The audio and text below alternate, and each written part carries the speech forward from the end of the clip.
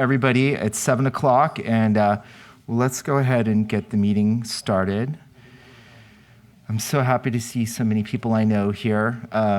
If you don't know me already, my name is Barry Gotch, and I'm the current chair of SMPTE Hollywood, and I'm very excited. Thank you. Thank you. And I just need to, give out an appreciation. I need to literally thank the Academy. Thank you for the courtesy laugh. That was intentional. Thank you for the Academy for this wonderful venue and for your staff and for your team putting this together.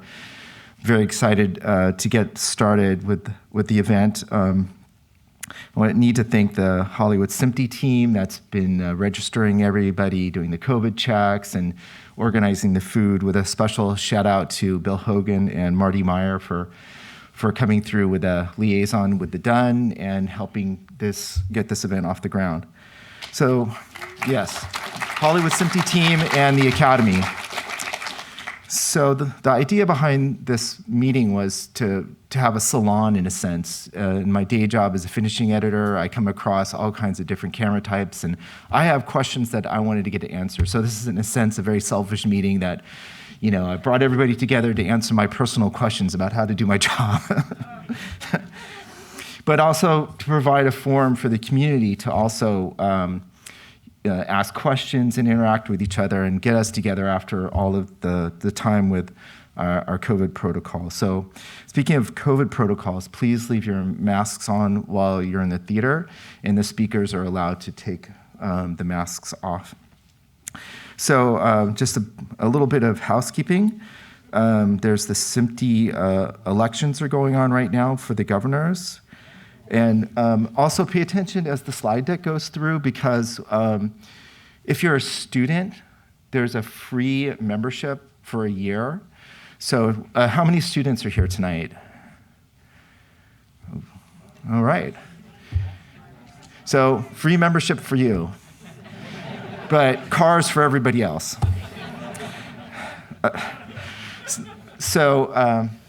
And then if you want to join SMPTE, there's a 15% off discount code. And SMPTE is also looking for volunteers for the Media Tech Conference, which is in October.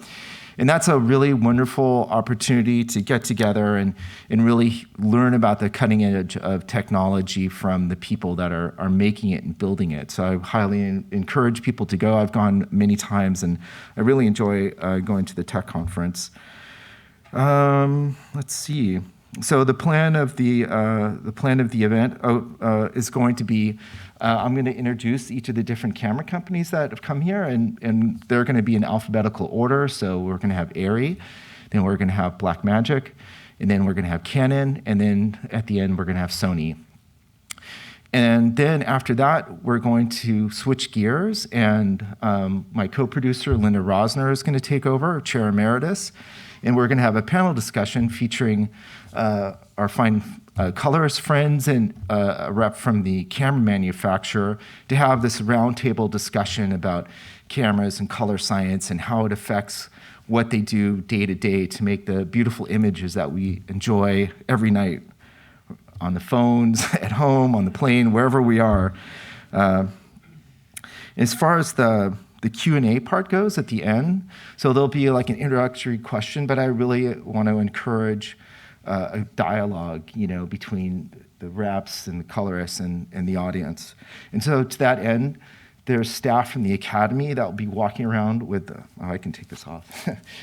There'll be staff from the Academy. They'll be walking around with handheld mics, but they're just allowed to go through the aisles and not really go deep into the center part of the theater. So if you have a question or think you might have a question, while we're switching over between the presentations of the manufacturers and the panel discussion, if you could maybe move to an aisle if you have a burning question that you think that would be interesting for the group.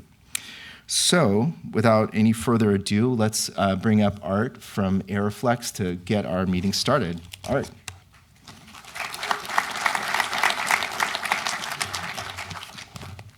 Wow. So this is what it's like. Finally, famous. My mom always said she wished I was brighter, and here I am. All right. Here we go.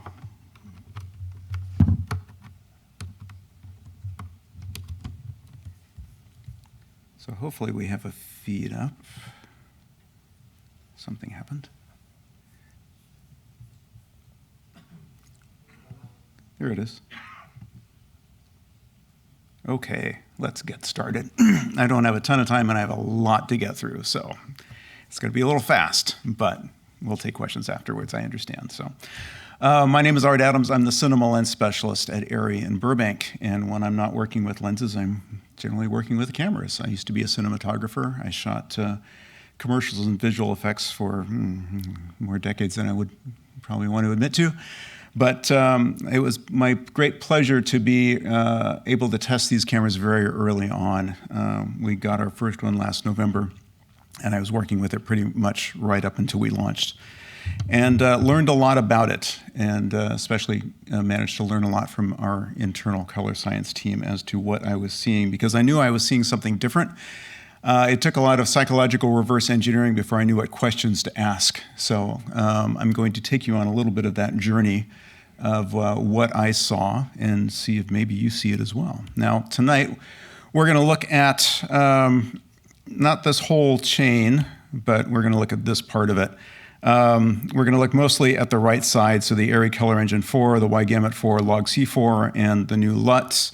And then at the end, we'll touch on textures very quickly, because even though it's probably not something that you will be applying in post anytime soon, they are baked into the footage, so you're going to be seeing them, and you should understand what you're seeing.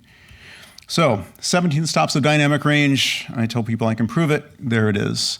We stop counting at when we hit a signal-to-noise ratio of 1:1, but there's 17 pretty solid stops there. So, I'll go over the usefulness of that first, because we shot a lot of launch videos around the world. I think we shot 11 of them.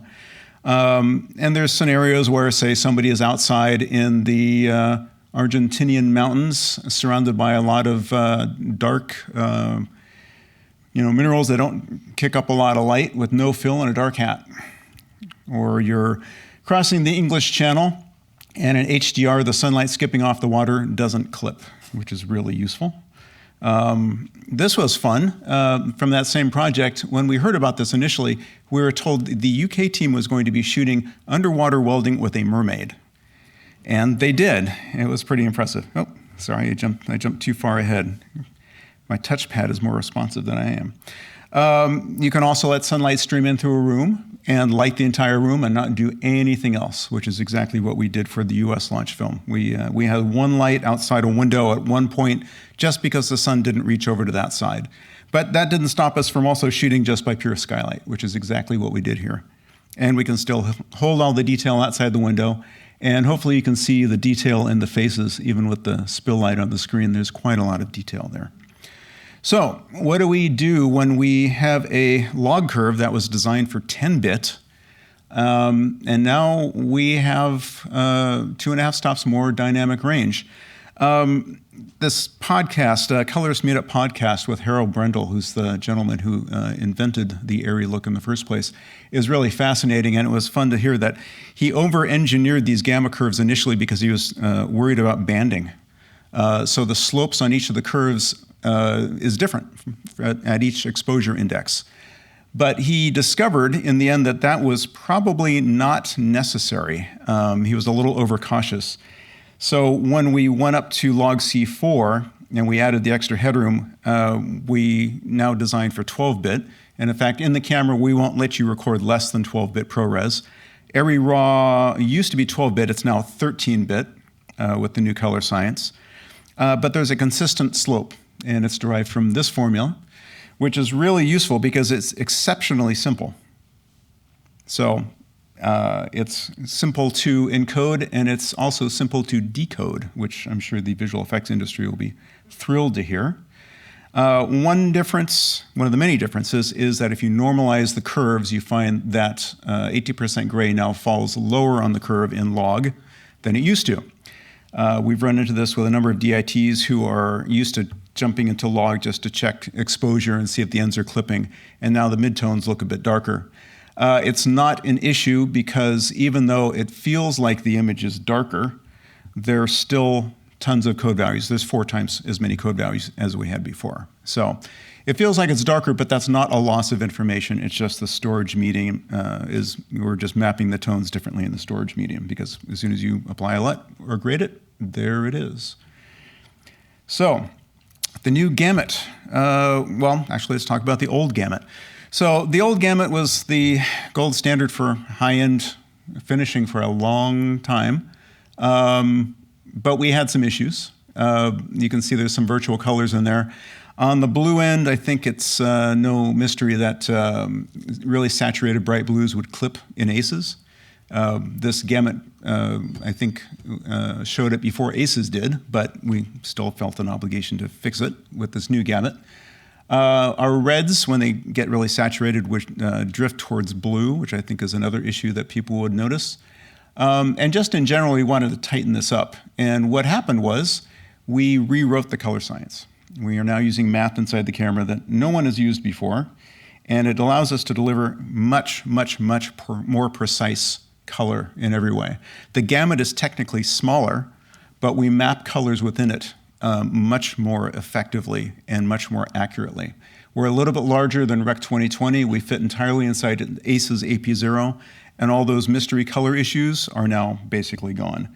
And a big part of that is the new color engine that we devised. That's the new math that allocate or distributes the hues from the data the sensor collects into this gamut, and does a very accurate job, to the point where there have been times when I'll have an HDR monitor next to the camera, and I'll look at the monitor and I'll look at whatever I'm looking at just in front of the camera by eye, and the colors appear to match. And it's a really interesting and yet slightly startling sensation, because I haven't seen that before. So this is an American color chart. This is a German color chart.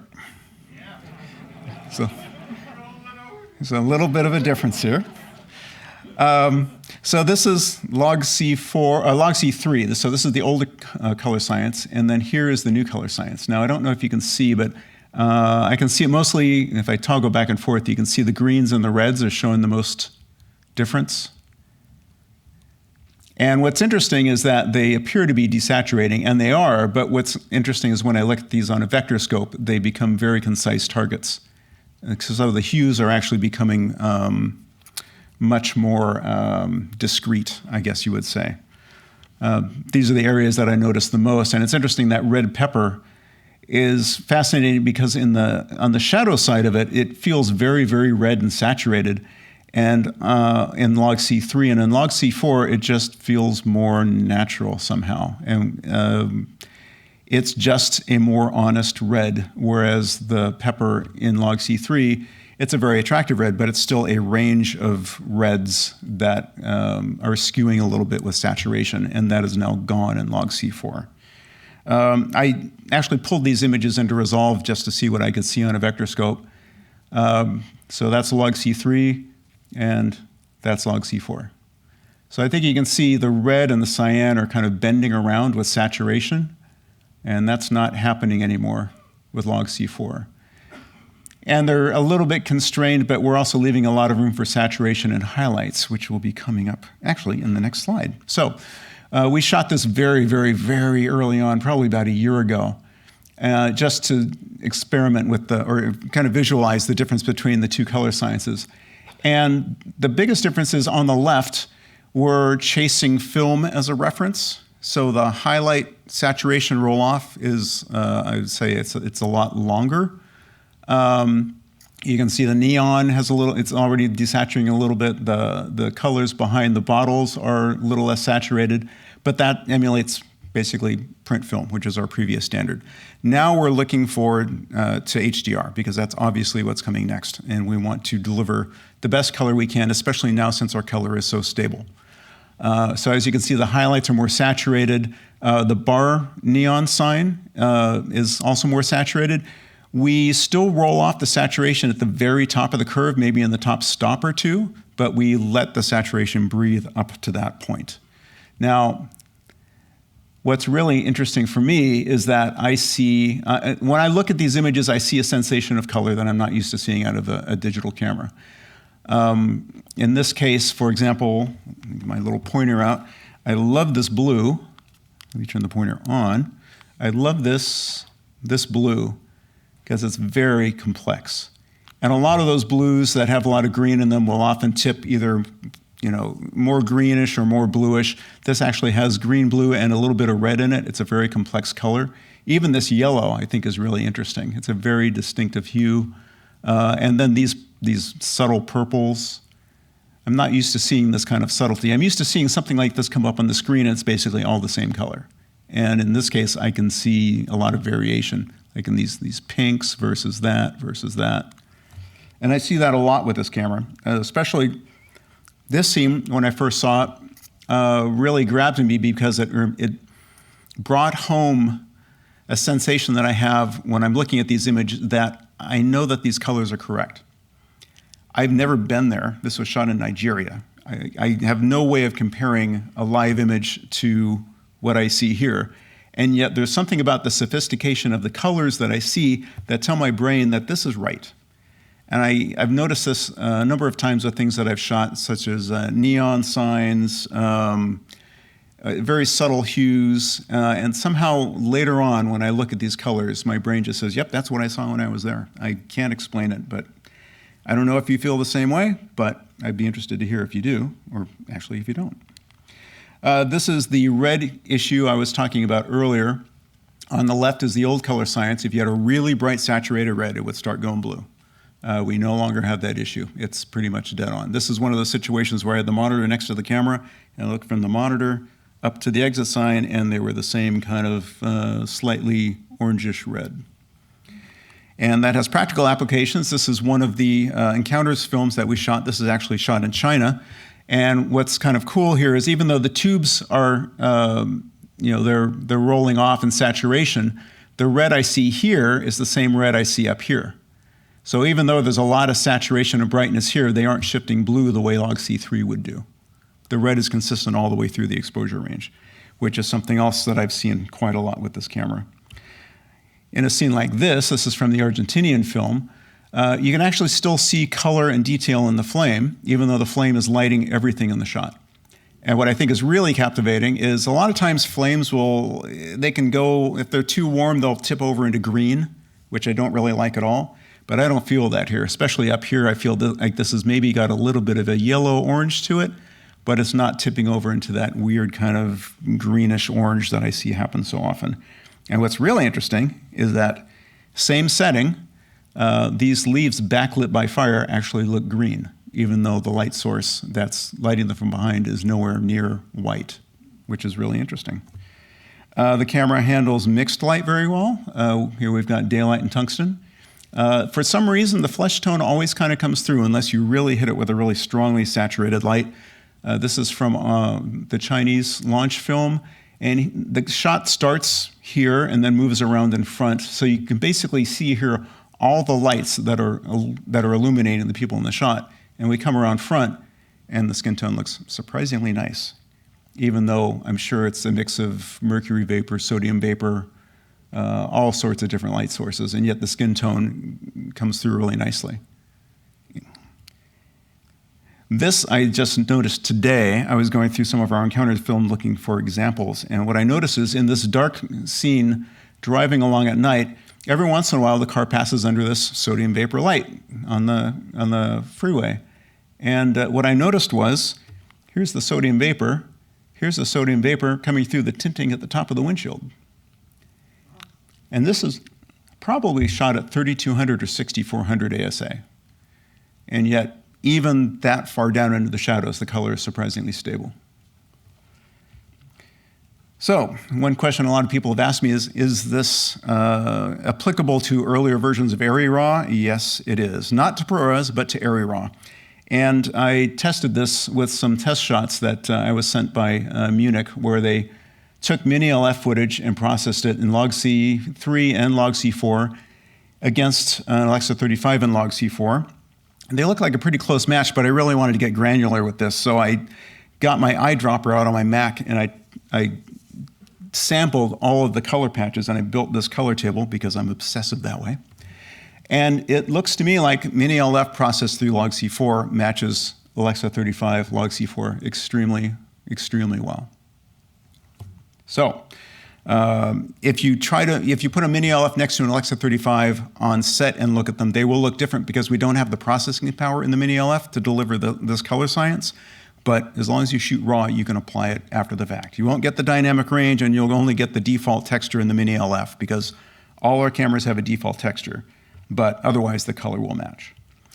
Now we're doing a little something different with looks in the camera. Traditionally, the look has been a combination of a creative intent plus a display transform. That is no longer the case. We are taking a cue from ACES and we're splitting those up. So now the look in the camera, if you put it in the camera, is a log-to-log LUT. And then the camera will handle the display transform separately.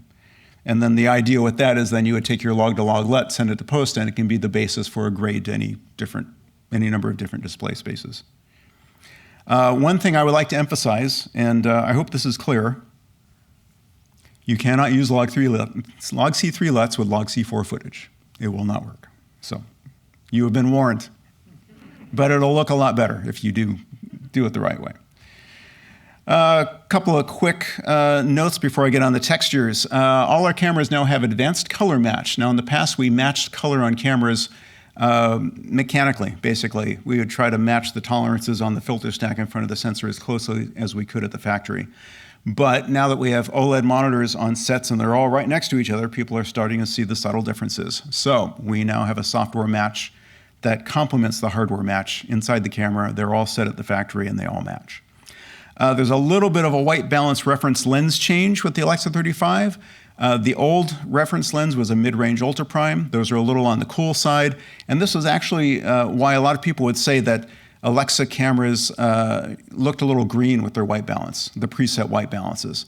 And it was because if you put a warm lens on with that ultra prime reference, which was cool, you would tend to get a kind of a yellow-green shift. We've just discontinued ultra primes. And we are now using a signature prime, a mid-range signature prime. And so ultra primes were our reference for the last 20 years. I'm sure signature primes will be the reference for the next 20 years. And then for best results, we suggest you grade and reveal all the way, ARRI wide gamut 4 plus log C4, and use our display transform LUTs. We tested 5 variations of this combination, different color gamuts, and we got colorist feedback on what they liked the most. And this is what won, and we are very, very, very confident in the results that we get from this. You'll get great results doing it other ways as well, but so far this is what we recommend because we think it's what we do the best. We have won a couple of awards. We just won an HP award for the Reveal Color Science, and SMPTE is actually honoring Harold Brendel, who invented the look in the first place. He would be collecting this award in, I believe, November. So let's quickly go on to textures. Textures are baked into ARRI RAW and ProRes for now. They may become metadata later, but it kind of depends on how quickly the software manufacturers will implement them in our SDK. What it does is it controls 30 different settings under the hood on either side of the debayering process. Oh, piece? 2 minutes, got it. So what you can do is you can control the type of grain, size, color. You can control the amount of grain, 0 to 9, a contrast at fine image structures, so pores and wrinkles, and then coarse image structures, so things like eyes, the things that your eye latches onto to determine whether an image is sharp or not. One of the most obvious examples of this is what we call the nostalgic look, which has a lot of grain and is very soft. A lot of these you need to project or look at on a very good monitor to see the effect, and I don't recommend figuring this out in the field. I suggest testing it like a film stock. I tell cinematographers, do your tests, look at your tests, and then decide, I'm going to use this for this situation, because if you're looking at it on a 17-inch monitor, you're probably not going to see it on set. But you'll see it in post. You'll see it in post. So there's the nostalgic look. That was a request for grain, both in shadows and midtones, but also extending into highlights, and you can also see that it's considerably softer. We have a clarity and high clarity look, which is great for pulling detail out of landscapes. And it's not just kind of a broadcast style, draw a black line around high contrast edges. It actually really gets in there and pulls detail out. It's really impressive. And one of the most exciting ones I personally like the most is shadow. And actually we have another one called deep shadow. What this does is if you're shooting at very high ASAs or exposure indexes, we're going to zoom in here, take a closer look at the noise. You can see at 6400, a fair amount of noise and color here. Not a ton, but you can see it. Over here in our ES mode, which actually looks at 2 frames at a time and then figures out where the noise is and subtracts a bunch of noise, it pulls a lot of the noise out, but there's still a little bit of color in there, a little green magenta color that gives away the fact that it's video noise and not film. But over there, very, very clean, and that's adding the shadow texture, and the shadow texture targets color in the toe of the curve and pulls it right out. And also you can see there's an increase in detail. And the deep shadow texture actually increases the amount of detail that it pulls out of shadows just a little bit more, pulls out a little bit more color, and then pulls out a little more detail as well. So that's it for now. This is how to reach me if you have any questions. If I can't answer a question, I will find someone who can.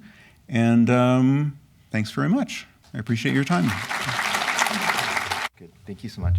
Thank you, Art from Airflex. Next, we have Blackmagic coming up to talk about their color science. So, Bob, take it away. Thanks. All right. Hello, all. Hello, all. I'm Bob Caniglia, and Tor Johansen's gonna. Oops, hold on one sec. All right, there we are. All right. So we were not given a ton of time, and so we decided that we would have a little bit of fun with it and hope that the Q&A session will reveal other things. But as you know, Blackmagic makes cameras, and we also have DaVinci Resolve, and our color science is now Gen 5, which we'll talk to in a second. But before we get there, let's see if this works.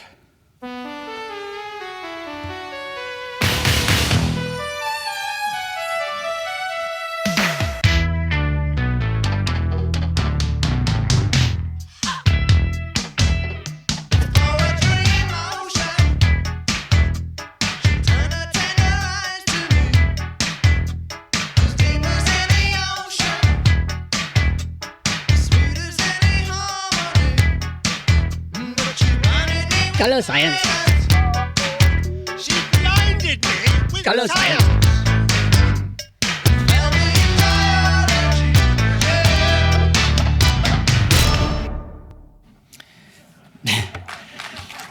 You know, why not have a laugh, right? So Gen 5 color science is in our pocket cameras, as well as our 12K camera, which we have in the lobby.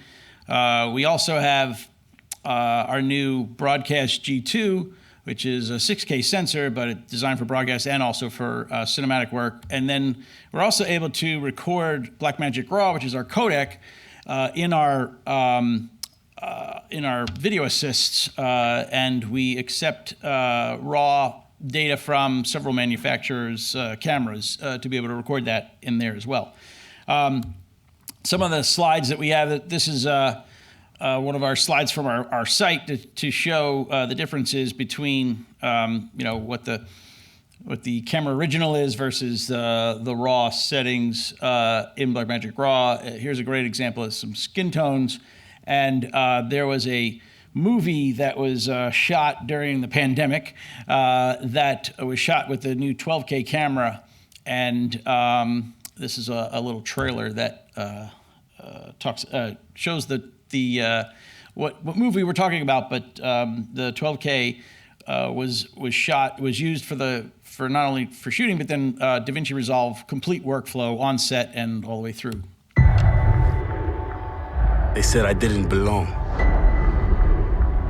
That it was impossible. Look out! Jammed by the rookie! That we'd never make it. It is a very special night for the Atanacupo family. That we couldn't have an impact. But we knew together, we couldn't lose. Do you hoop? Hoop? Basketball. So what play? Papa always talks about opportunity. What if this is it? It's okay. We'll go again. When we fall to get back up. If we're good, we can help mom and dad. When one person in the family scores, the whole family scores.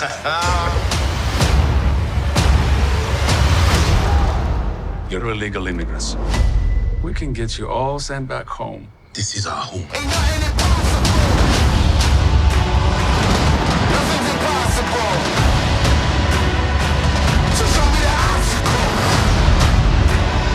Give it your all.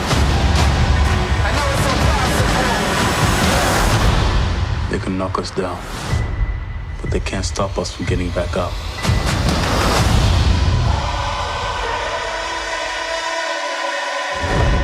You know anything about Milwaukee, Giannis? No, sir, but I would love to learn. Giannis slams it! Are you kidding me? I'm going to the impossible.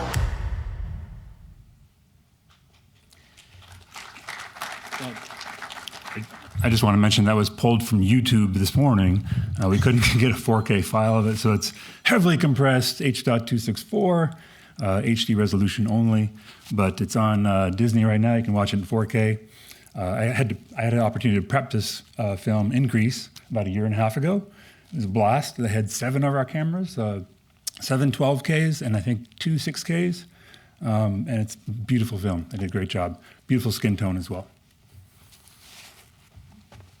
He wanted to make sure that we knew that it was HD and that we didn't have the originals. But so obviously, DaVinci Resolve plays a huge part of our entire camera workflow, but not just our cameras. All cameras tend to, many of them wind up going through Resolve, and so.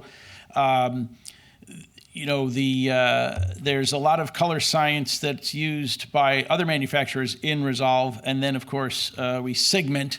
It's a good thing that most of the team is on a different island than Australia, so we're able to separate the guys. So the camera teams are in Australia, and the Resolve team, for the most part, is in Singapore. So they don't cross the streams all of the time, but there are advantages, obviously, when you manufacture the camera. In some cases, we have our own sensor.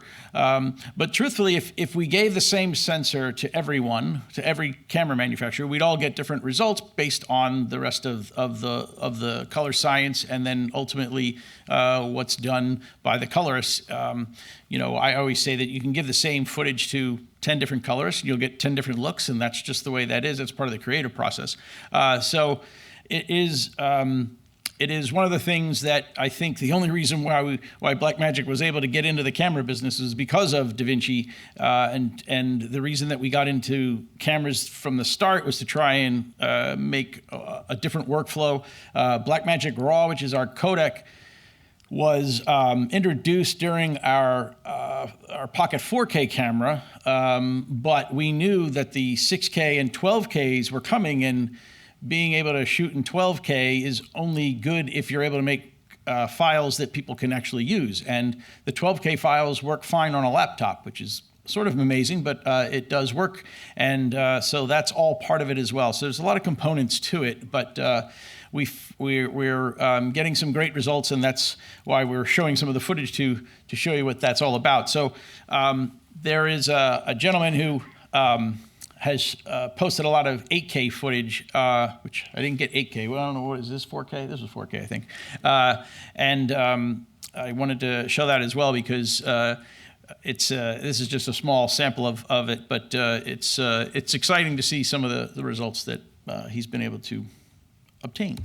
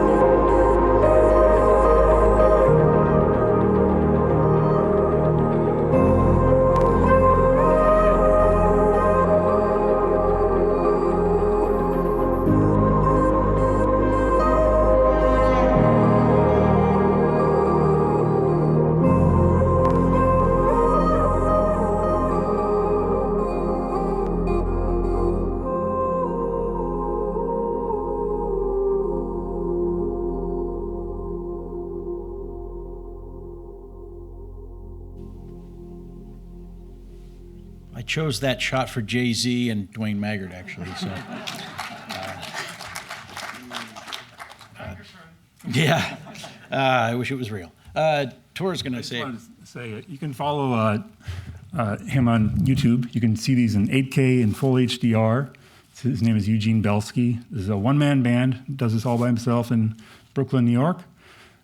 Uses a 12K camera with Zeiss Otis lenses. He's got a set of primes. Beautiful stuff for what he does just by himself. Again, I want to thank SMPTE for having us today and for everybody joining us. Obviously, we're only midway through the first presentations, and then later we'll have Representative Sean Carlson on the panel, and Tor and I will be outside with the camera and showing some more footage if anybody is interested. And thank you again, and we'll see you next time.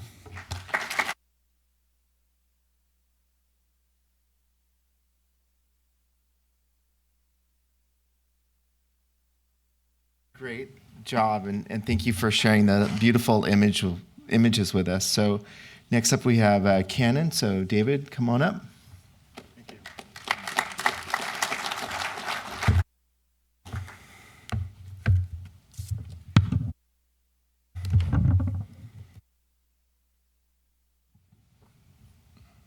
Great, that works. So it's really great to see you, some of the customers that I know, and some of the Canon shooters out in the lobby. And so this presentation is rather short. I hope it opens up some doors to some conversations that we can have afterwards in the panel or one-on-one. So my name is David Doko, and I work out of Canon Burbank. In the pandemic, you've probably seen me less out of Canon Burbank, but I'm a technical specialist for Canon USA, and today I would like to just really go over, in a short presentation, the basics of the Canon cinema workflow. So the cinema workflow, of course, starts with the sensor. And Canon has developed a new type of sensor called the dual gain output sensor, the DGO sensor for short. And this DGO sensor is based on the structures actually found in the original C300 sensor, which used 2 photodiodes for every photosite. And they did this because the 2 smaller photodiodes for the photosite actually resulted in a faster readout and more efficiency. So they use these 2 diodes with 2 different types of gain optimizations. And these 2 diodes are also, of course, used for our dual pixel autofocus systems. So there's multiple developments that we've done with this dual diode per photosite technology. So with the dual gain output, each photodiode actually has a gain system that's optimized, one for the highlight saturation and one for the shadow areas or the more noisier parts of the image. And combined in a frame store, these are simultaneously combined with no temporal effects. The end result is that you get 16 stops or more in our newest cinema cameras like the C300 Mark III or the C70. I'd like to go into really what happens after that signal comes from the dual DGO sensor or any of our sensors that are now shooting with our new Canon RAW light. So from the sensor, that linear data, the linear sensor data, that is then encoded depending upon your workflow. Do you want to go to RAW with our Canon RAW light codec, or do you want to go to one of the video codecs, such as our proprietary XFABC, which is a 422 10-bit codec? If you're going to be processing it for RAW, there's an intermediary OETF that's actually utilized before there's some sort of encoding to Canon Log 2 or Canon Log 3. Not a lot of people are aware of that, but there is an OETF, a Canon RAW OETF transfer function and intermediate RAW gamut. And then from that, there's a subsequent encoding to a log curve such as Canon Log 2 or Canon Log 3. Or Rec 709, and that gives you that flexibility that RAW provides.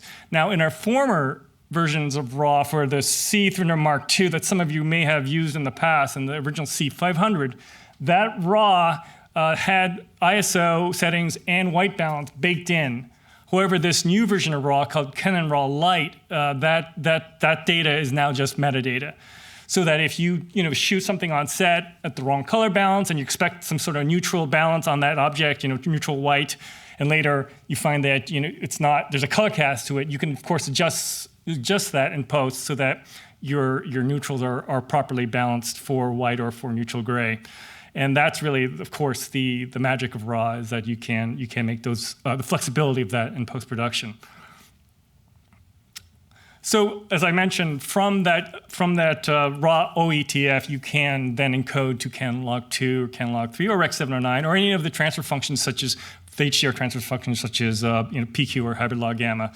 And you can encode to various color spaces, such as our proprietary Cinema Gamut, Rec 2020, Rec 709. Those are all color spaces that you're familiar with.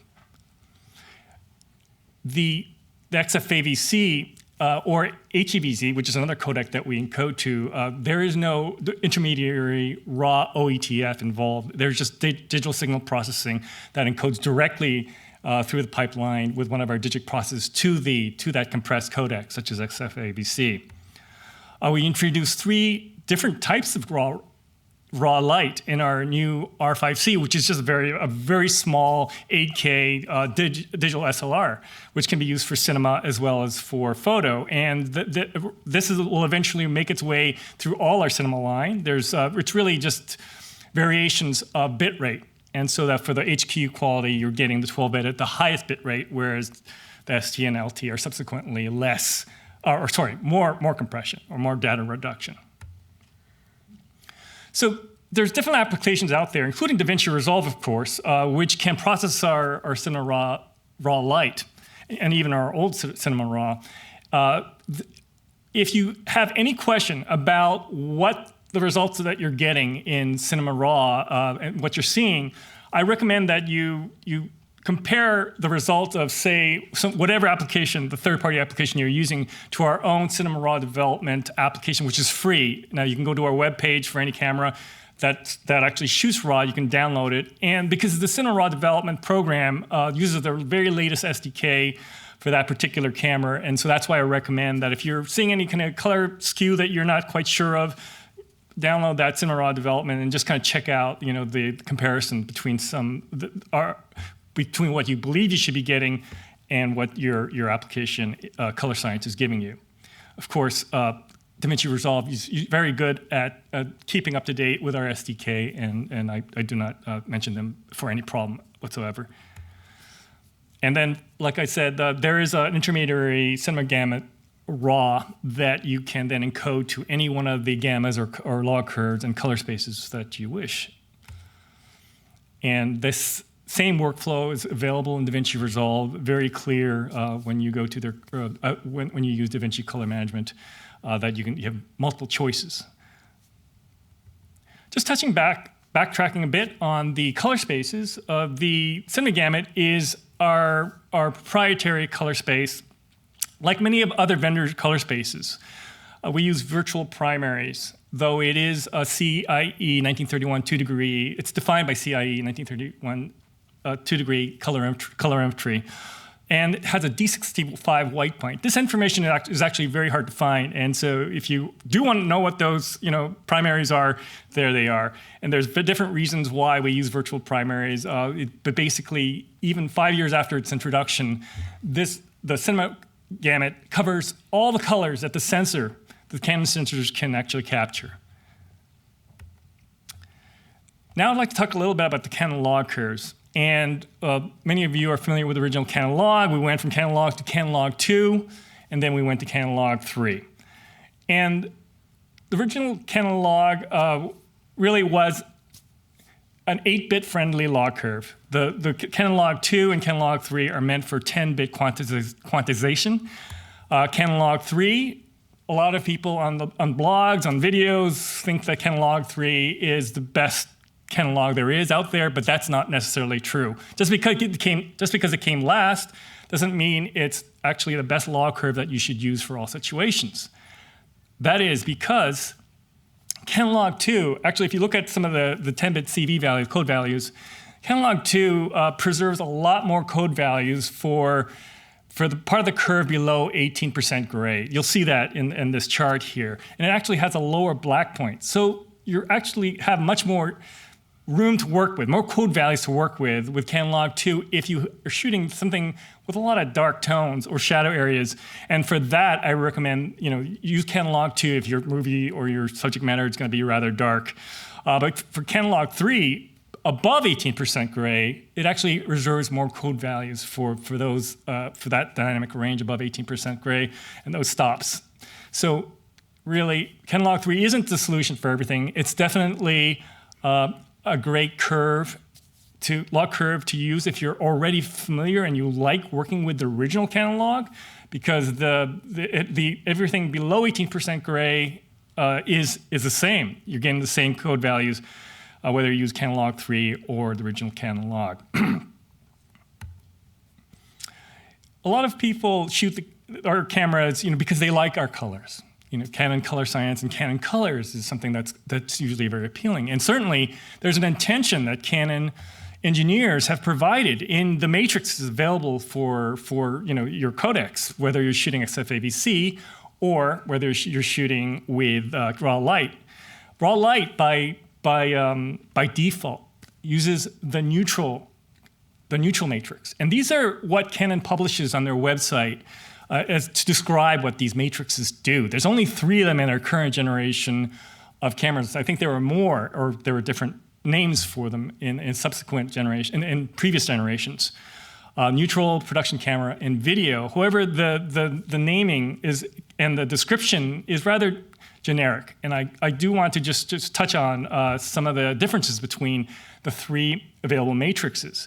So the neutral matrix tends to be the most saturated of the 3, and the saturation of the yellows and the reds are particular notes. You see that the cyans and the blues are less saturated versus the production matrix, which tends to be the most overall saturation and more prominent in the cyans and not a better rendition, but perhaps more accurate rendition in the cyans and the blues.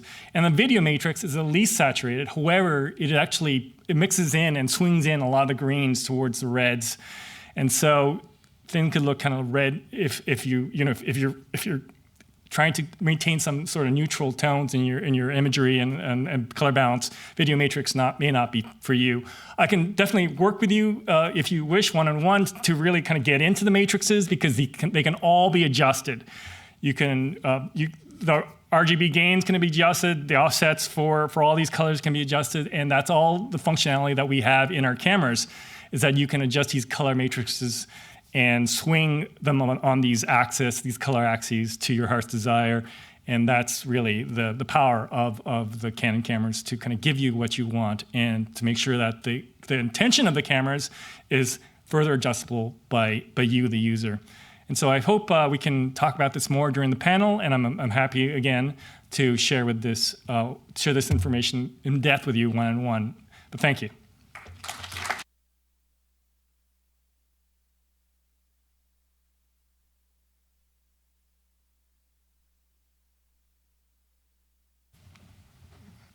Thank you so much, David and Canon. And next and final presenter on our camera portion of the presentation tonight is Sony.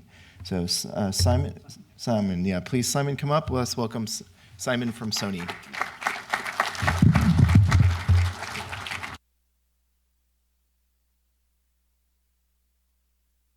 Hey, thanks for coming out on it's Thursday evening.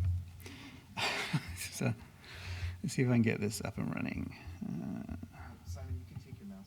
Oh, thank you very much. Okay, hi, I'm Simon Marsh. I'm the product manager for Venice and Venice 2 in the US market. As you know, Venice has been in the marketplace for 4 years now. We've had a lot of success. We've had some very big movies this year, some more coming up towards the end of the year. So we're very happy with the success of Venice. We launched Venice 2 in February this year. Venice and Venice 2 both have sensors specifically designed for them, for the cameras. They're not taken off the shelf because we are the largest sensor manufacturer on the planet, but these are specifically designed for Venice and Venice 2. Venice comes with a 6K sensor, and Venice 2 has the option of using the original 6K sensor or the brand new 8.6K sensor. They are both 36 by 24 millimeter full frame sensors, Super 35 full frame. The We've been approved for IMAX capture. Of course, we can do full frame capture, Super 35, and anamorphic modes with these sensors, and you can see some of the concept of the resolution that you could get out of the different sensors. With we have the Venice 2 and the original Venice, both in 6K modes, we have all the same frame rates. Basically, the cameras are identical in that mode, so all the resolutions and frame rates are identical. With Venice 2, obviously, as it's a new camera, we've got six resolutions right now with 5 supporting high frame rate. The full frame 3.2 goes up to 30 frames a second right now in 8K. What is important about these sensors is that they are what we call Exmor RS, which is a stack sensor. So they're different in how they're actually structured together. There is a separate memory slice behind the photosite plane, and that enables us to have very fast, high-speed readout from these sensors. As an example, what we're getting with the Super 35 mode on the 8K sensor, we're getting a 2 millisecond readout speed. And even in full frame, it's 3 to 4 milliseconds, and that is insanely fast for a rolling shutter camera. What we can have with the 8K sensor is we have stated that we have 16 stops of dynamic range. This was a shot from Rob McLaughlin's new show, American Gigolo. He felt that this really demonstrated where you could see deep into the shadows at the top right and down into still maintaining the highlights in the bottom left. So he was very pleased with the performance that he got shooting the 8K camera on American Gigolo. Another key feature of Venice and Venice 2 is dual base ISO. So we can actually switch the base ISO between 2 modes on the sensor. It's not done off sensor, it's actually done on the sensor. So it means that even in the standard ISO and the high ISO, we still get the same performance of 16 stops with the 8K sensor and 15 plus stops with the 6K sensor. What we have on the 8K sensor, we have 16 stops of range of latitude, and we have 6 stops above 18% gray and 10% under, so 10 stops under, so you can see that it is very clean in the shadows. The benefit of that is, especially when you're using in a very low light capability setting, you've got you can still use the high ISO and still retain excellent image quality from the sensor. The other key feature that Venice has is 8 steps of internal ND filter, motorized ND filters. They're made of a high-quality glass, and it basically consists of 2 turrets with 3 filters in each, and it's a combination of those 2 turrets that gives you from 0 all the way up to 2.4 ND. And as they're motorized, we can actually remote them, so they can be on a crane or underwater and they can still be operated if you need to do that. The benefit of tying the 8 NDs with the dual base ISO gives a huge amount of flexibility to cinematographers, so they can move very quickly. If the lighting changes, they can just put in a filter, take it out of filter automatically. You don't have to wait for someone to come in and change the filter at the front. You can do that just by pressing the button on the camera. Another key feature is our codecs. So Venice 2 supports XOCN and ProRes 4K. XOCN, to be convoluted as Japan likes to be sometimes, is Extended Tonal Range Original Camera Negative. Yeah. So we live with XOCN because it's a lot easier to say than the other one. It's basically we're recording the full data coming off the sensor. So the 16-bit linear data coming off the sensor is what's captured in the native color color space of the sensor. We offer it in 3 codec levels: XT for the highest quality, ST for standard, and LT for light. And you can see on the right-hand side, depending on if you go in 6K full frame or 8K full frame, Super 35, 6K or 8K, you can see the different data rates that we're shooting at, and you can basically pick your poison as to what you want to do to match your bit budget. But as we're here basically for color science, I want to cover the 2 color gamuts that we have within Venice and Venice 2, which is S gamut 3 and sgamut3.cine. They're both wide color gamuts, and they're paired with our S-Log3 log curve, which is a high dynamic range log curve optimized for our Sony sensors. As you can see in this image from the Grey Man, there's a lot of saturated colors in there, and this is what we can achieve with these gamuts. So sgamut3, it's designed to cover AP1 fully, and S-Log3 is based on the Signon curve, so it should feel very comfortable for colorists to easily pick up and use for grading parameters. So where does it sit? So on this color chart, you can see we have Rec 2020 and we have DCI P3 there. Of course, the 709 is even smaller in the middle. How does that work for sgamut3 and sgamut3.cine? So Japan defines sgamut3 as wide color space. It is our widest color space, and sgamut3.cine as color space for digital cinema. So what that really means is you've got AP0 obviously filling everything, and then you have AP1, and we have sgamut3, which covers all of AP1. So if you're doing archival work or an ACES workflow, we would recommend sgamut3 for this type of application. And then if you want to do sgamut3.cine, it's more targeted towards a solution for DCI P3 because it's larger than P3, but it doesn't quite meet the parameters of Rec 2020. Although in real-world scenario, would you really see a difference? Maybe not. But that is where we draw the line, is if you're really going for an AP1 archival workflow with ACES, then probably sgamut3 is the one to go with. The thing is, you don't need to make that decision when you're shooting. It's purely metadata. We were recording the full sensor data coming off in our pipeline. We don't put it through a matrix to get it to a different color space. We're actually capturing what the native sensor is.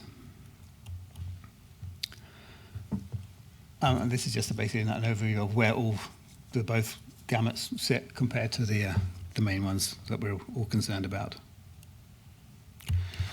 Now, this is more of a PSA, a public service announcement for people, because a lot of people don't understand, or a lot of people are learning the hard way. The S-Log3 is basically a full-range signal. It should be processed externally coming out of the camera as a full-range signal. So ideally, you would take the S-Log coming out of a Venice or a Venice 2 into an external LUT box as full in, legal out. And then apply your external LUT in the LUT box. That would give you the correct result. That would match what you're seeing on set, would match in post. What many people do, it seems to be the industry standard, is to have their LUT boxes set to legal in, legal out. In that case, we would need to scale from the full range of the signal down to legal limits. And you can see the difference between the full range of an S-Log coming out of the SDI is basically from 95 to 889 code value. If you legalize it, that changes to 146 to 828. And then basically when it goes into the LUT box, it's going to expand it back up again. It's going to scale from legal to full, apply the LUT, and then legalize on the output for 709 display. If you don't do that, follow that, you could end up with what you're seeing on set being different in post. So that's just it's more of a PSA for everybody who's working on set, but want to make that aware. Recap on the color settings. So in Venice 2, we have sgamut3 S-Log3, we have sgamut3 Cine, and we have S-Log3, and then we have a new one which we introduced with Venice 2, which is called ACES CCT. So on the record path, you can see that we have the sensor linear RGB, so that's a 16-bit linear coming out of off the sensor. All we do is we white balance, so red and blue adjustments to the white balance, and then we compress it as XOCN and record it to the AXS media. Everything else we do subsequent to that is basically metadata, so that can be changed in post. You don't have to, if you record it as if you're monitoring on sgamut3 Cine S-Log3 on set, you don't need to use that in post, although most workflows do. You could actually go back and say, I want to go into an ACES workflow, or I want to go into a sgamut3 workflow. Because it's purely metadata. You don't have to use it. It's just there as a guide when the grading apps and the post tools decode the signal. So when it comes The next step is obviously we debayer the image, and then we apply a 3x3 matrix to get it into S-Gamut 3, S-Gamut 3.Cine, or the ACCC or the AP1 color space. We apply a log curve, either S-Log3 or ACCCT log, and then the display on the output of the camera. So that's a very basic block diagram of what's going on in the camera. Obviously, there's a lot more, but that gives you a good idea of the different steps that we go through in the process. Something we introduced with Venice and has come onto Venice 2 as well is what we call ART, Advanced Rendering Transform. And what that is, it's a way of decoding a 3D LUT or a cube into individual 1D matrix and 3D LUT modules. And we can actually target all of those in our video processing pipeline to give a better, more accurate display rendering than you can with just targeting a single 3D LUT lattice at the end of the pipeline. Because you can see we've got the 3D lattice on the far end, but we can actually target bit specific to the matrices or to the 1D LUTs in the camera as well as the 3D LUT, which gives us better performance. They're very easy to create. You simply use our raw viewer application. Start with a 65 cube or 33 cube 3D LUT designed for either S-Gamut 3 or S-Gamut 3.Cine or ACCCT. Use you can set for legal or full range out, and you can just export to either a different Venice 2 or Venice 2 8K or Venice 2 6K, and it will create an ART dedicated for the pipeline with each camera. Something we introduced with the Venice 2 this year was CDL control, live CDL control with Pomfret Live Grade. So on set now you can actually connect via network, Ethernet or Wi-Fi, and you can actually use Live Grade to set a CDL look. That is stored as non-destructive metadata in the MXF clip. So when the clip passes back to post, you can actually choose to apply or remove or not apply basically the CDL values. They're not burnt in or anything. It's purely non-destructive metadata. We can also push files. We can create 3D LUTs on Live Grade and push them directly to the camera using the network connection as well.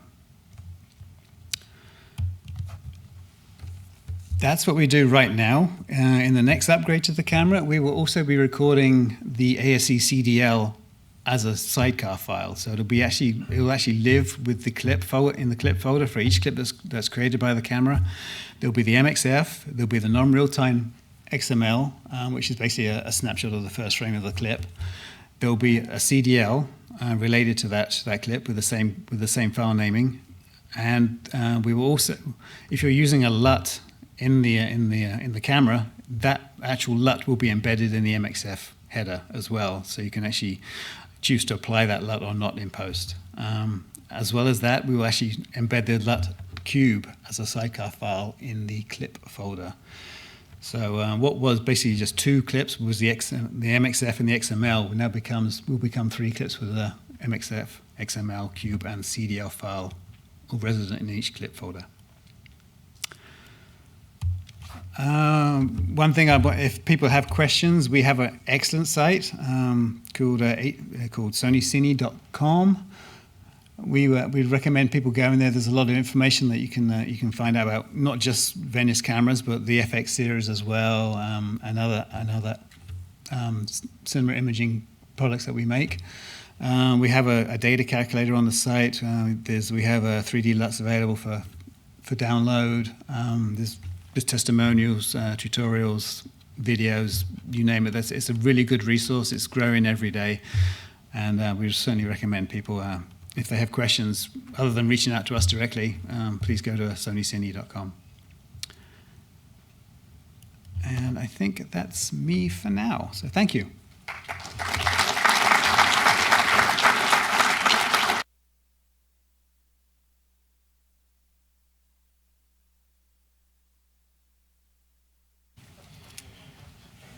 So thank you so much for the manufacturers for coming and presenting this educational evening for us. I was sitting there. I wish I could take notes. There was just a great deal of information that I gained from it personally. So I hope that you and the audience did as well. So now we're transitioning to our panel discussion. So I'll bring up my co-producer, Linda Rosner, who's going to take over the meeting duties from here forward, and we'll bring up our colorists and guests. So Linda Rosner, Artists in PR. Thanks. I'm supposed to sit over there, but I'm going to wait. So first, I'm just going to bring up the colorists, and thank you all for coming. This has really been amazing. So I'll just start in alphabetical order. Doug Delaney, please come up. Doug is senior colorist at Picture Shop, and he is a Colorist Society member. He has more than 100 credits as a colorist in film and television, including recent projects for Netflix, Hulu, and NBC. Doug's current credits include Love, Death and Robots, Inventing Anna, and Bel Air. Rory Gordon. Welcome, Doug. Rory Gordon is a senior colorist and color scientist for Arsenal Effects and Color, and she's had a lifelong passion for the science of art and of image capture. She's worked on more than 20 television series. As a colorist, she also writes and speaks regularly on bridging the gap between creative production staff and color scientists for the SMPTE Motion Imaging Journal. Have you heard of that one? And the HPA Retreat and others. Some of her recent credits include Rap Shit, that's what's here, for HBO Max, With Love for Amazon, Lovecraft County for HBO, for which she was nominated for an HPA award. Michael Mintz.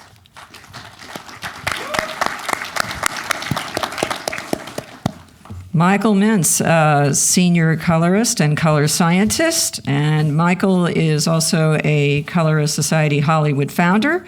He's been color grading short and long form projects for theatrical and broadcast for more than 28 years.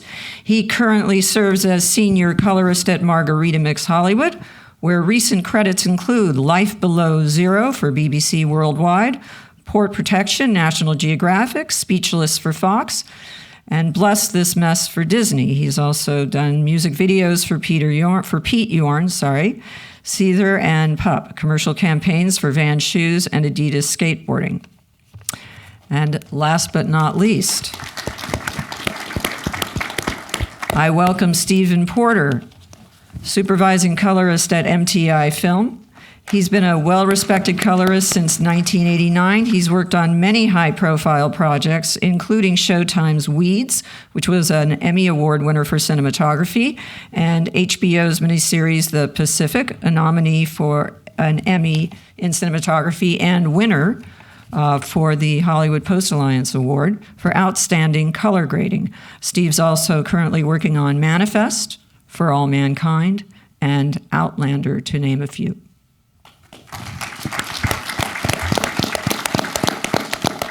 So shall we bring out our color reps as well, please? Our color reps. Simon. I think Sean is coming from, okay, thank you guys. So we're going to have a Q&A, but I'm going to ask the first question. And this is from, really from our chair, Barry. And this is for the colorists, and it's going to be sort of a rapid-fire question for the colorists. And that's, what's the most number of different types of cameras you've had on a show? And anyone can start. Shall we go with first? Doug? Ladies first. Oh, okay, Rory. It's not that many, it's 5. 5. If you count stunt units with multiple cameras, it's a lot more than that, but 5 different discrete types of cameras. Okay. Doug? Yeah, I haven't counted, but yeah, that sounds probably about right. 5, 6, yeah. Mike? Yeah, 5 or 6. And Steve? Same, probably 5 or 6 roughly. It's a trendsetter, Aurora. Oh my God. Okay, so I thought about it too, but that's it. I'm wondering, you colorists, if you have any questions for our camera reps. One question: when can we get rid of legal video range? Is that possible? Anybody? I know it's not up to you guys, but SMPTE, I don't know. Oops. It's just the bane of everyone's existence, right? Does someone want to answer that? No. I don't think that's Touch it with a 10-foot pole. Perhaps not an answerable question. Okay, very good. Any other questions, colorists? Yes. Especially in ARRI's presentation, talking about out-of-gamut color management seems like a really important piece of the conversation going forward, especially with HDR content. But I'm curious, especially on ASA Central, you see a lot of folks working on their own special flavor of managing out-of-gamut values. Do you see that as a piece of the conversation that can be adjusted on a show-to-show basis going forward? Really curious, anybody. But specifically, ARRI and Sony, I'm curious if there's feedback on that. Simon, you want to start, or? I'll let Art start. You'll let Art start. Okay, go ahead, you're on. How do you mean adjusted on a... So, for example, in... no, is that someone chime in? The preference between saturated highlights and unsaturated highlights seems to vary greatly from creative to creative. If that is just a choice, is that possible? Do you view that as a possible thing in an imaging pipeline? Oh, the choice between that? Yeah. For example, like you're still over the bar, for example. You can see saturated even more so in the latest iteration. Right, and that's something we've been discussing, because on the image science team, they're very proud of how stable the color is. Yeah, absolutely. And how it works so well in HDR. And when we say, well, some people may want to go have this classic color that we're really well known for the last 12 years, but this is better. So we're still kind of having that discussion. Currently, the idea is that you would take care of that, rather than we would just deliver everything, and then you would fix it according to whoever you're serving Cool. that day. Thank you. Dope. Well, I mean, to tag on to that, my feeling is, and it's more of an instinctual rather than a technical, and so but that Sony look versus the ARRI look, and I feel like Sony kind of leaves you with everything, and then ARRI does a little bit for you, if that makes sense. Thanks to Harold, right? Like for example, rolling off high-end saturation, maybe the Sony does less of that, and then indeed leaves more for us. But in my experience, when they were put into this same color workflow, they look extremely similar, and I think that's probably a race to the top, right? In terms of technology, I mean, the cameras can look. It's what we do, so yeah. Right, yeah, can look very, very similar, which I think is a compliment to the manufacturers, frankly. Very much so. Yeah. Steve, do you have anything to add on that, or Michael? No, I think with where technology is today as well, that we're able to, with our powerful equipment, to line cameras up so much easier than we might have been a year or so ago, even at that. Just LUTs, everything in that, just making everything more ergonomic, organized, and more easily functional is better. Simon, did you want to comment or not? No. Okay. All right. We also are opening up questions to the audience. Does anyone have any questions? We'll bring microphones to you. No? Oh, okay. There we go. One over there. Bill Feitner. Please be forward. This will be a good one. Oh, okay. I'm sure. Okay, yeah, I won't contaminate. Oh, boy. Well, you were mentioning out-of-gamut colors and things. So how do we handle those? And there are a couple places that are real important. One is prior to the grading. In other words, what's coming off the sensor, and we handle that so that we don't mess things up prior to grading, and of course afterward, which ends up with whatever our rendering transforms are. But on the input side, there are a couple approaches, and one that's worked pretty well has been what the Academy, with the reference gamut compression that the Academy has done with the ACES, and that's worth looking at. And that is a basically a saturation roll-off prior to grading that takes care of some of the really far-out colors. If you think of a digital camera, the sensors don't have a lot of color differentiation. You have to do that synthetically with the matrices. And when you do that, it works really well. You make good colors. But when you happen to hit the camera with a very narrow spectrum color, you go way off in the boonies, and hence that's what you see. So the Academy's approach is that they have the gamut compression algorithm, which compresses things very well into AP1, which is part of the Academy recommended grading space.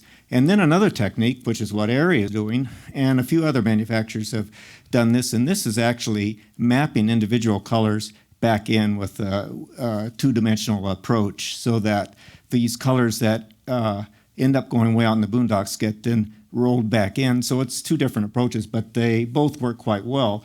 If you don't do either one of those, then you end up with very hard clip colors and a lot of the artifacting that we're all used to seeing.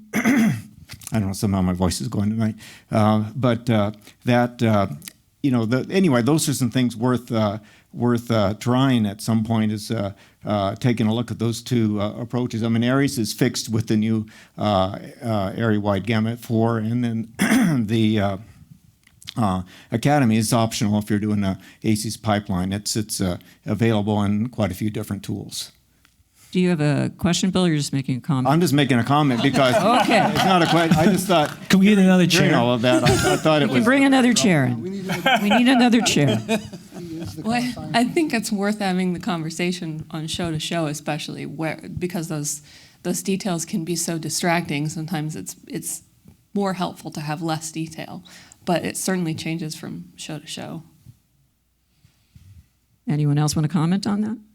Well, it brought up something about LED walls and volume work, which is, narrowband primaries. Exactly, and how that sort of interacts between cameras. You guys obviously have been hearing more and more about this, I imagine. Any thoughts? We do it really well now. I'm very curious to see reveal with LED sources, specifically in LED panels, because those get flown in at the last minute, and it seems like there's a lot of variation in what can be flown in for a little highlight or something like that. It needs. Or you're talking about LED help. panels as an actual light source, yes, as opposed to a background.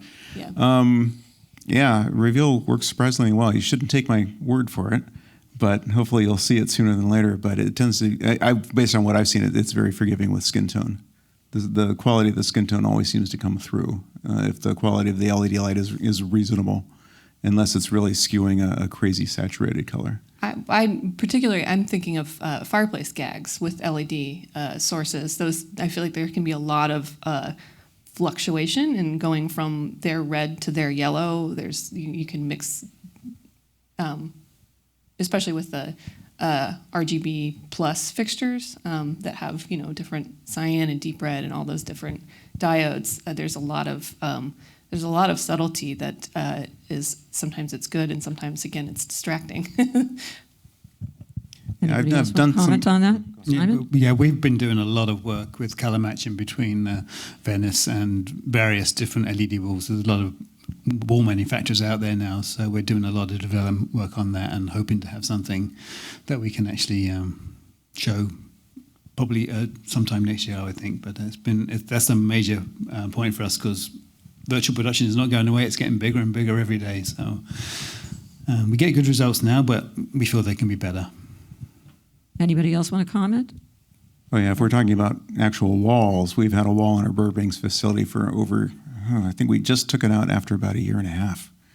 We've had a team that spends all their days staring at that wall, trying to figure out, all the weird little tricks that help sell that both psychologically and technically. And there's a lot of stuff. I've been astonished at what they've learned. So I don't have anything really revelatory other than that they're in there all the time, and it's really been interesting. Anybody else, or we have a question here? All right. I'm going to hold on to the microphone.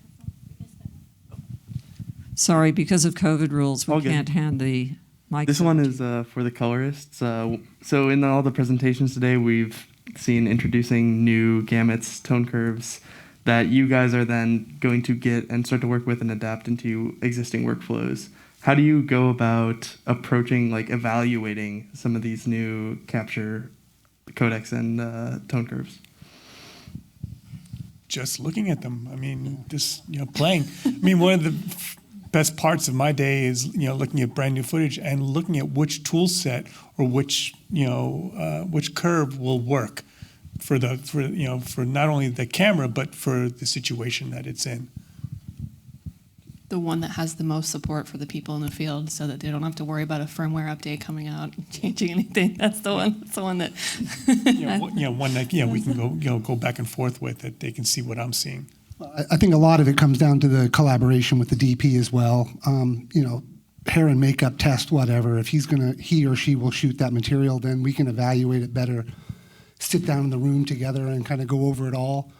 And as Mike said, at least apply what might be best for that application, for that specific job or whatever it might be. Yeah, and I'd say also having, back in the day working at big facilities where you have, tremendous color science intellect to pull from in other people, not myself, trust me. But, to be able to rely on that, and that's almost kind of a lot of that has shifted to the manufacturers in terms of our grading platforms. I'm a Filmlight guy, Peter from Filmlight is here, and I rely a lot on them to implement the SDKs that are published so that, and I have over the years a tremendous amount of confidence that it's implemented in a way that I know my baseline is going to be technically accurate, from which I can then do my job. But if I'm not confident in that, then obviously all of that's out the window. But I rely a lot on myself personally, Filmlight, to be able to implement their SDKs accurately. Any more comments on that?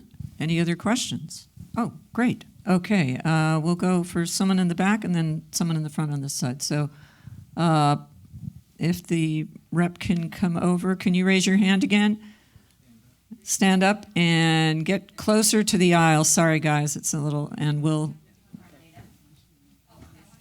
Boom mic operator or something. Sorry, guys. Yes, hi.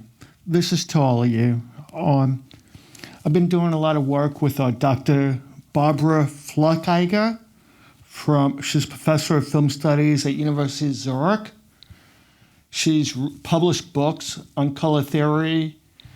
I'm wondering if any of you are aware of her research in color theory, and if so, has some of her principles been applied to the newer cameras? That might be a question for Bill, actually, there. Well, sorry, Linda.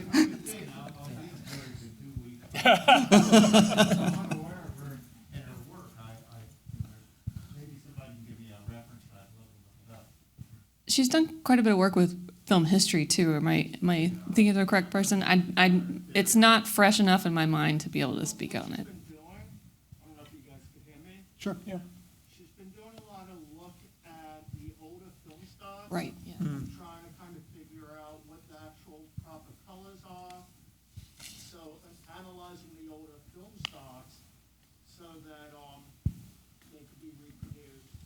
And, Yeah, I think that's super valuable, especially for archival work and trying to move content from one color space to another, bigger and bigger potentially. But I'm not familiar enough with her work to be able to talk about it specifically. I should move it from my list a little higher, I guess.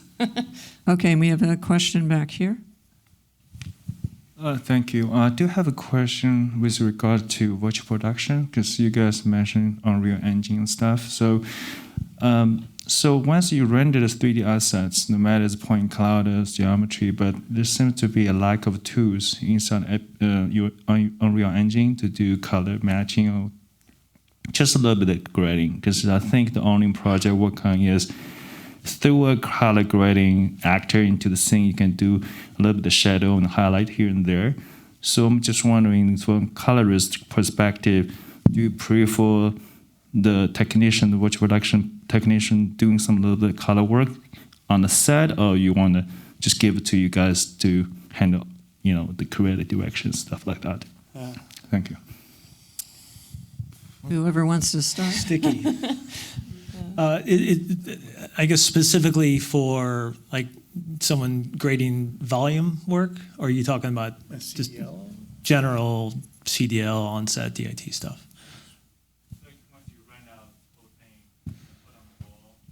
And so you still want to see some details, want to say color, assume that the camera is able to match what you see from the LED wall. So right. You still want to highlight some shadow, the bright area, and also put in some details from shadow. But there's not much tool over there in Unreal Engine can do so.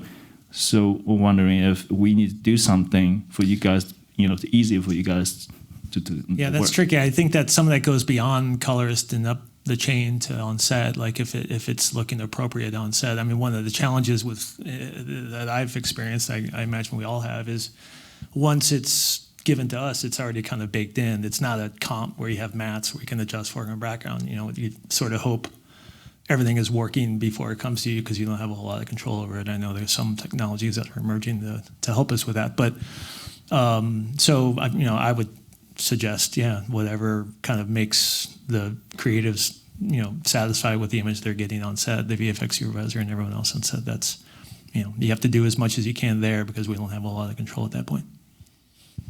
Am I understanding the question correctly? Okay, yeah. Anyone else? No. Okay. I also want to welcome Sean Carlson from Blackmagic. I'm sorry, Sean. We should have brought you up, and I apologize. Wondering if you have any comments on everything you're hearing right now. I mean, here, let me speak into the microphone. I was just about to talk to you conversationally as if I didn't have this in my hand, so apologies. I mean, I think I've heard this question as well, and as it speaks, the last question, right, the 3D, the volume question, and how do you control for the elements that you're rendering ultimately, because they're probably going to be delivered in a computer graphics-based space. And, ultimately, what do you do with those files, right? And how are you supposed to match them? You said that this is something that, essentially lands on the, the onset, right? Because we're seeing through camera. This is in-camera VFX in many cases, right? We're capturing this wall with camera control. But yeah, so I was just thinking, the same concept is kind of a question that we'll have to address. I think, you did mention this just now about, the ability perhaps to get separated mats, right? So, perhaps as we look to the future of what the software could create, if there was a way to identify, those foreground elements, the background elephants, yes, the background elephants, all. All right, so excuse my tongue here. Foreground versus background elements, and perhaps the ability to capture something in terms of the the Z depth of the space, right? To give us that data. I was just thinking that seems like perhaps the answer. If we could find a way to make that marriage between those. Yeah, agreed. Yeah, whether it's double flash or whatever sort of capture technology. Yeah. Yeah. Yeah, because there's now frame remapping as well in volumes where they can do an alpha channel. Right. So there's a lot of technology coming out in LED volumes for this sort of thing. Just with color in mind, right? Ultimately, so we can control it later, and especially if you get into the position where you need reshoots, right? Where you've set up on the original volume, and perhaps you need to go back to a volume, right, for controlling new shots and things like that. So. Any other questions? Okay, up front here, he's been very patient, but you're going to have to get up and come to the aisle. Thank you. I'll carry it for you. That's good. Hello, hi. My question is, I'm wondering, because my question is for everyone. Every camera company has own image and a color space, and they have a 12K, 8K, but every image is different from different camera. So I'm wondering how far is gonna go, like next couple of years is gonna be until 12K, 20K. So what's the main difference between, I don't see much big difference between 8K and 12K. it's going to take more space, and it's going to be more difficult for colorist or editor, for everyone else. So what's the solution for making this more more accessible? I'm gonna start with Canon. Why don't you answer this question? We haven't heard. Well, I'm actually all for 20K. I love Ks. However, there's all sorts of design compromises when you start to try to make a sensor that can capture 20, try to actually resolve 20K or 10,000 line pairs. That's there's a whole. What you want is not necessarily what you get or what's feasible, and there's going to be compromises to try to achieve that level of resolution. So really, though, for in terms of what Canon wants to do, I know that they are headed, of course, for 8K cameras. We already have an 8K sensor in the R5C. However, can that resolve 4,000 line pairs? I would have to be honest and say no. So you have to think about what is it that you're really trying to do. For cinema, there's very little reason to try to get to 8K, real 8K resolution. There's also design compromises in lenses, because very few lenses can actually resolve 8K from center to corner. And so I'm sure a lot of you can speak of that. Yeah, I was just going to say, I think there's an inverse relationship between Ks and age of lenses, right? Because, for cinema, right, the number of, the higher the resolution cameras, the older vintage lenses are being used, right? It's ironic. Wow. Sean, do you want to comment on Well, I mean, I'm glad that you kept nailing our term resolve, because thank you. I appreciate that. You hit resolve several times. In $20. Yes, thank you. I just heard ka-ching every time. No, sorry. But no, honestly, the idea between, how many Ks and then can we resolve this and do we have the right lenses? Obviously our camera can shoot 12K, but it can also shoot 8K, right? It's using the same sensor to capture all of that. Not to rehash what I'm sure Tor, just taught you earlier about the camera itself and the technology. I find that if you're looking for, the greatest possible amount of pixels, because it's perhaps what what the production is looking for. Their background plates, VFX plates, things like that. Then perhaps that's the choice that you make, right? You capture the widest or the largest possible frame size. But in a way, since I've worked with a lot of that footage in post in Resolve, the 12K footage that we've demonstrated at NEB and other shows, I find that my when it comes to placing the tools in play, I end up with a much easier time.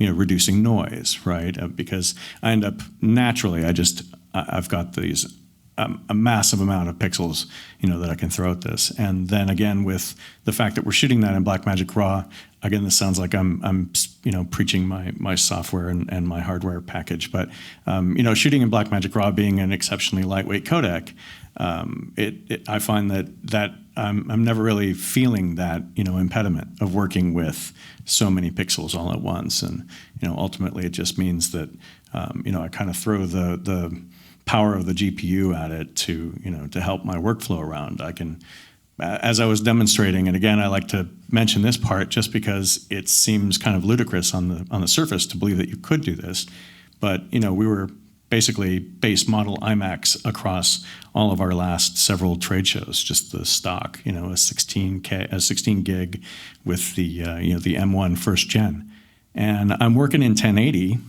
I'm displaying to my screen here, and it's calculating internally, right? The processing is just happening on the M1. But I'm pushing this around in real time, the 12K. So I find that as long as I don't feel, from an end user's perspective, as long as I don't feel like I'm being bogged down, then I don't suppose that, however many K I captured is really going to be, affecting that part. And then the more pixels I can throw at it that are at least quality pixels, because again, quality versus quantity, right?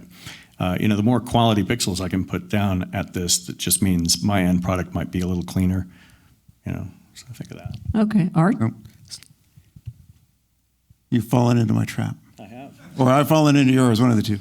No, we kind of come at it from a different direction. I don't think we're ever going to be the first to have a really, really high resolution sensor because we tend to be very, very, very noise averse because noise has a huge impact on color. It took us 12 years to go from 8.25 microns down to a little over 6. And that was because they wanted to get the color right. And actually with the new color processing, they felt like they had made enough headway that I'm hoping that whatever the next iteration is will happen a little quicker. But that's kind of our perspective has been color. It's all about color first, and we won't go anywhere that compromises that. So yeah, we're at 4.6K, Super 35, woohoo! But that'll hold us for a little while. One thing I've noticed is that since I'm technically kind of the lens guy, there's a huge impact on HDR mastering that I've seen from lenses where a lot of cinematographers are not monitoring HDR on set, but they're using really funky lenses that look great in Rec 709, and then they get into an HDR grade, and it's a very different experience. So that's what I'm really keeping an eye on right now, because I think we're going to see a little shift from, we've gone from really clean lenses in film to really messy lenses in video, and now I think we're coming back down the other side. Wow, that just rolls right into a colorist here. Doug, what do you have? Thanks, Dan Sasaki. Right.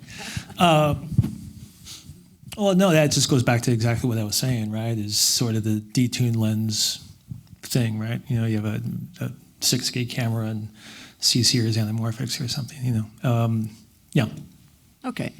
Rory? A lot of surprises in post, like you said, sometimes. Yeah. Rory, do you want to add on? You don't have to. We just said this was for everybody, so that's why I'm going through everybody. Simon, would you rather? Sure, yeah. I think we're at a sweet spot with our 8K since we're very happy with the performance of it and the skin tone rendering. The back end that you got to think about is for post houses, and the larger the more Ks, the more the data. And when productions come back to you and say, why am I spending 20% more this season? Because and they say, well, it's more data. That is something that has to be handled, because it doesn't get smaller the more K. The files get bigger. Mike, you want to add to that? That's where the communication between the production and post has to happen to make sure that the shop that you're going to be working with can handle that and won't get bogged down, with the 20% longer session times and rendering and export times. In my case, I have shows that typically will have 10 episodes that'll be open for a year. I couldn't imagine if I had to push 12K or higher files around what it would do to tax the facility from the standpoint of sand volume and whatnot, and just being able to keep it all online. That'd be extremely difficult. Extremely difficult, sorry. Does anybody remember how far away from the, say a screen you'd have to move to see a difference as an end user between That's another thing. 4K and 8K? I don't remember, but well, I know that Jay-Z hosted. When you say screen, you mean like a phone, right? That's yeah. You nailed it. What do you mean? There was a SMPTE meeting Asking here where for a Jay-Z friend. had I forget who from ASC, and it was very hard to tell the difference from the human. Yeah, I mean the visual effects case is compelling, especially if you have a volumetric space where you've got I don't know how big are those, 60 by 60 or something, something like that. Thank you, Jay-Z. Do you want to add anything more to that? A man who needs no microphone. We love you, Jay-Z. It was a great meeting. Any other questions? But Yes. yeah, LTO restores back to the daily rate thing. That's always a challenge a lot of facilities have, right? Is de-archiving shows for post. Okay, so we've got two on this side, I believe. Oh, there's just one. Okay, why don't you stand up and go to your right? Thank you. This is kind of a creative question and kind of ties into the new texture options and the new reveal color science. Kind of want to see when, in terms of adding like artificial grain and kind of doing more vintage looks and that kind of thing, how much do we see that playing a role in choosing grain and different kinds of film stocks? Is that supposed to replace it or work kind of in partnership, or do we even know yet? That's it. Thanks. I don't think we really know yet. I think what we hear the most is that we can do it really well in the camera, and you can't take that away in post. And so it's something we've been working on for quite a while. I first saw it probably 3 years ago. So it's something the image science team has been really excited about. I know there's more they can do. We've only rolled out, I think, 7 looks on top of our default just to see how they're adopted. But at some point, we'll be taking requests. There's the possibility at some point that people will be able to create their own, but we have to figure that out because the user interface, we have to make it pretty simple because otherwise you can dig yourself into a pretty deep hole. And the hope also is that it becomes a post choice, for those who want it. But there's some aspects of how the camera functions where it's looking across more than one frame at a time. So until that happens in post as well, we probably won't see textures kick in there. But in the meantime, every person we show them to says 2 things. Are you sure these are baked in? Because I don't want these to disappear later. And can you make them stronger? So. Anyone else want to comment on that? Okay, Jay-Z. Yeah, so coming back to the presentation Steve Yetlin gave here for SMPTE, it did show actually that during the capture process, we want to have a very high resolution. The Nyquist criteria tells us we have less moire when we capture with a high resolution, but then for distribution, 2K was kind of okay, and 4K was enough. We don't need 8K on the screen or on a TV, but capturing in high resolution has a huge benefit. And this was this test we did there. Some other people might have other opinions, because there's an 8K association and there are 8K iPhones for a reason I don't understand, but it's there. Yeah. Thank you for your comment. Because you have to buy another iPhone. I think that's the reason, right? Because you have to buy another iPhone. Yeah. That's true. I mean, back to the grain thing, if I could, Please. I do think like having texture as part of your dailies process, and I don't know if that's entirely intent, but I imagine it is, having that as part of the dailies process as opposed to using third-party stuff, which obviously is being used with various vendors. But to have that sort of as part of the visualization of dailies, and then so it's not something, a new idea that's being presented in post. I think that's a great tool. I think that's really cool. I'm looking forward to seeing that. Yeah, that's the one thing I learned as a DP is whatever. If you're on a long project, then whatever they see in editorial is the look that's going to for better, for worse. Yeah, yes. Exactly. Yeah, you can't shoot it and then go into the final grade and say, okay, here's my vision. Like, no, we like it the way it is. All right. How do you colorists deal with that? That's a difficult. We're only here till 9, right? Certainly, a few years ago, it was a little bit more difficult when dailies would be transferred and they'd have an Avid output or something, and you'd come into the room and you would spend all this time and come up with a really stylized look, and well, we kind of like the Avid, and you're like, wow, okay. That's always been. It's like, oh, we really love the dailies. It's like, oh, okay. That's so funny. And film it was just critical. Like, can please just at some point you're just like, set it to the gray card, please. I want it that dark. Don't print it up, because at some point, the producer is going to say, oh no, we don't want it darker. What are you talking about? That's why it was always so important to have that ongoing communication with whoever's doing the dailies. Make sure that they turned out as close as possible. And now that's happening on set. I think. Is that a good thing, or? I think for a cinematographer to have control over their image is absolutely a good thing. But how does it impact you later? I want them as happy as soon as possible. That is the I want them to be happy on set. Like, I want them to be happy. Us too. And then I want to print what they shot. That's what I want to do. You wanted to just for HDR, that's why it's important to have an HDR display on set, so that that they don't get married to an image that's really a SDR or I would F798. add to that too, though. I think cinematographers that I've worked with that have monitored on set in HDR, I think they understand very quickly what they need to change for an HDR grade. I think they develop a familiarity with this is the type of detail I need to dial down so it doesn't blow out the rest of the image as soon as it gets scaled up to 1,000 nits. But going back to textures, I mean, that's the one thing that. Use the microphone. I'm sorry, that's Thank the you, one Bill. thing that directors of photography are very sensitive about is grain. So if you can introduce that on, during production, yes, please bring it on. And then we have the choice later on to use more or less. Rory? Well, I haven't put it. Put your microphone to you. Well, creatively, I'm very curious about.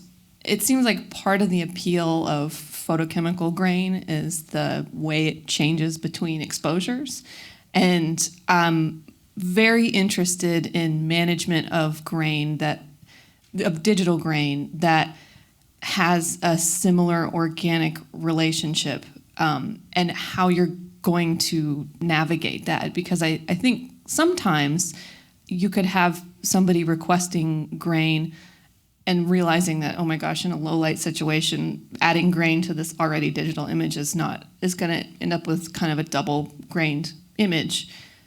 So there's a request for the organic relationship, but then there's the reality of, oh, wait a minute, if it is an organic relationship, it is going to change. It's not going to be uniform. And I think viewers are so smart and so savvy, and they see so many incredible quality pictures even on their phones on the bus or wherever it is that they're watching, Netflix or Amazon or whoever, that they're savvy to grain quality changing, and now they kind of expect uniformity. So I don't know that adds. It's more of a question, like how do you manage a request that people are making to get back to a more organic style creative element, even though the visual canon is now more uniform, and I think viewers they notice when things like grain change. Yeah, 100%. I think there's like the sort of romantic idea of a notion. It's like, I want to, let's use a film per emulation, and you give them a film per emulation, like, oh, that looks terrible.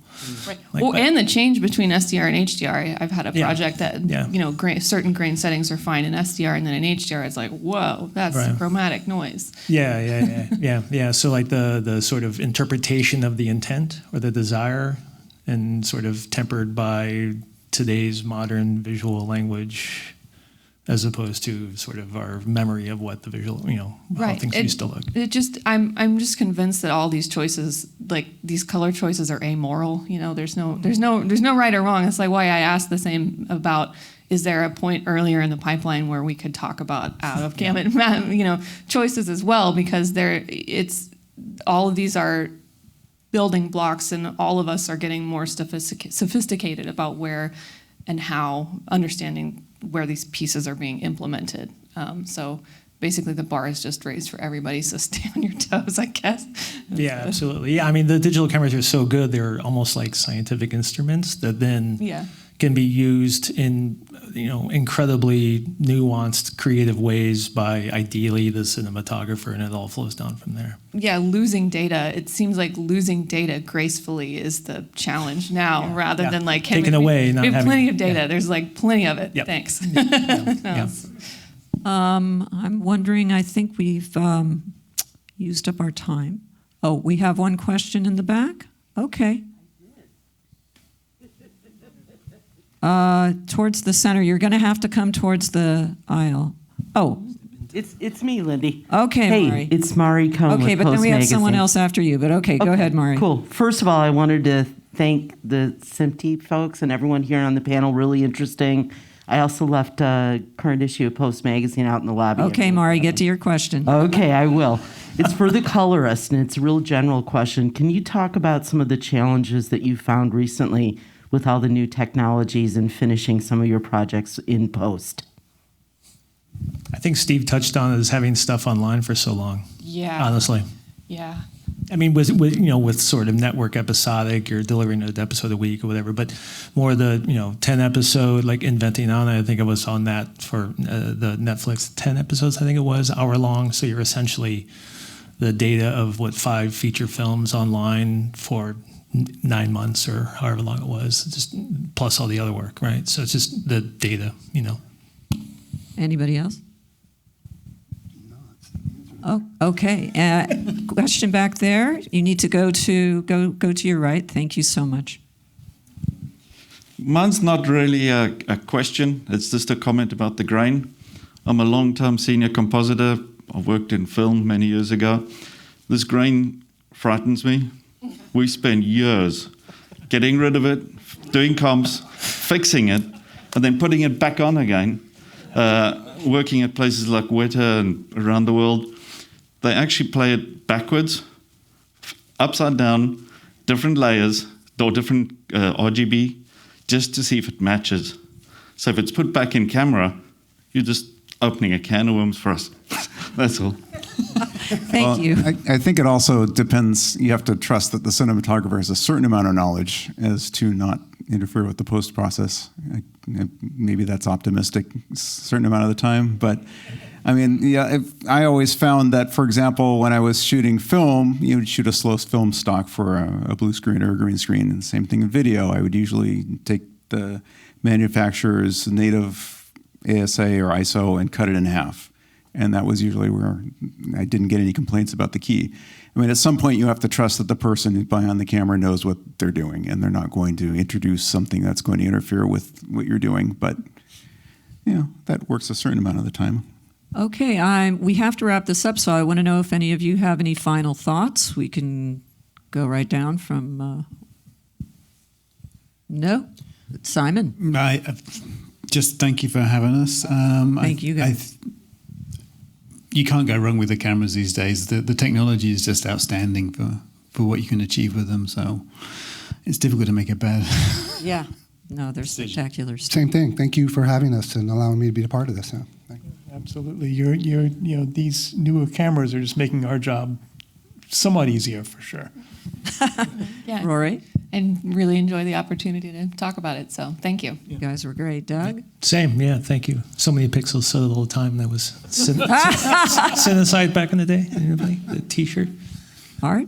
Thanks for having me, and you're welcome. Sean? Yeah, thank you so much for having me. And, to the pixel count, we apologize, I guess. Oh, yeah, thanks for having me. It is just really interesting to hear from the other manufacturers just how involved and how customizable, the workflows are. And, of course, with Blackmagic, having to integrate all that is pretty amazing. And the great comment that a lot of that color science is now left to the vendors to kind of sort through and to support the colorists rather than having a color scientist, on staff. Well, I'd like to thank all of you and Barry Gotch, my partner and producer, who really came up with this idea, how we were going to have 8 panelists up. We just didn't know. And also to you all in the audience, as I've said this before ad nauseum, the integrity of you all is as impressive as who's up here. So thank you all for coming. We appreciate it. Have a nice night.